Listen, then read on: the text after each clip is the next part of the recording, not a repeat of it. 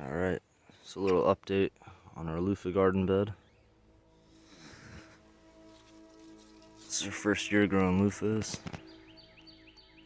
These things are super productive. We got a little green onion tucked back behind here. And then this is one of those spots our tomatoes did really good. I think they like the shade of the loofah.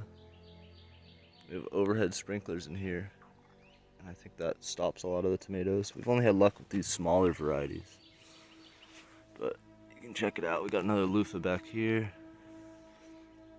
and all we did with this loofah was we just every once in a while we'd come and cut these leaves off.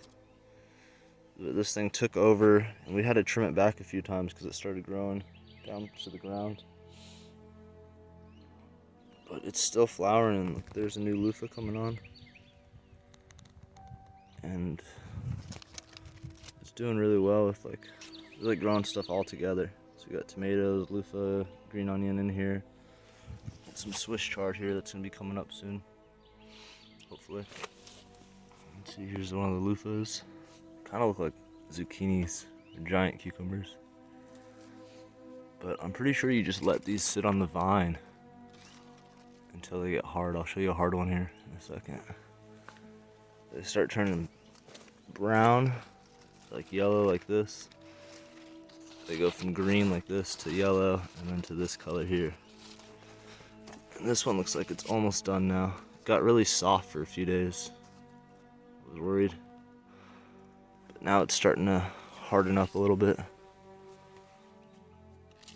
Let's see, got 1, 2, 3, 4, 5, 6. And then over here we got 7, 8 loofahs, 1 loofah seed. And those loofahs are filled with seeds once you crack them open.